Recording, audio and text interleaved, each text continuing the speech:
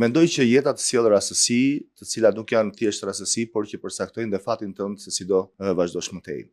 Kur do ta lidh prapë me Francën, ditët e para që shkoj në Francë, njihem me një neurokirurge italiane që bënte stazhin në Francë dhe priste që të kalonte në asistencën e parë të profesorit. Ditën e parë që unë arri në Paris dhe pas bisedimit me profesorin, siç e përmenda, unë i asistoj atij të nesërme me dëshirën e tij, dhe kjo krijoi një farë revolte tek kjo mjeke italiane, që ky shqiptar që vjen i asiston profesorit në një operacion të vështirë dhe ndërkohë unë kam kaq kohë që pres, dhe ajo largohet, e revoltuar.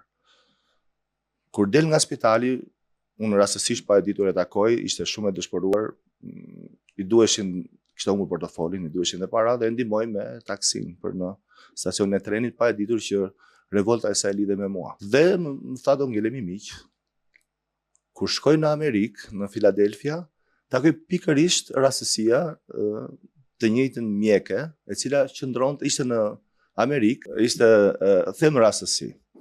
Dhe më foli për Amerikën si një nga ëndrat e gjithë profesionisti në neurokirurgji dhe se si amerikanët arrin të bëjnë procedura dhe punojnë me teknika bashkëkohore të cilat nuk kanë të krahasuar jo me francezët, jo me italianët, kishte akoma revoltën e Parisit.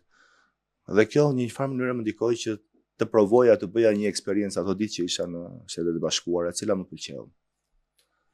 Rikthehem në Paris me idenë që doja të bëja një eksperiencë në Shtetet e Bashkuara të Amerikës.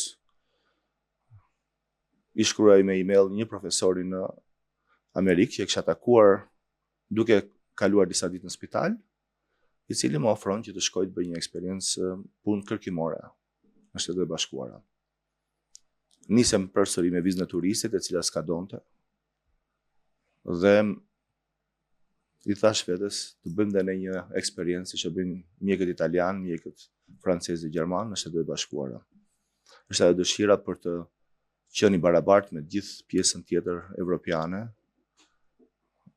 pa u ndjerë që vjen nga një vend i vogël.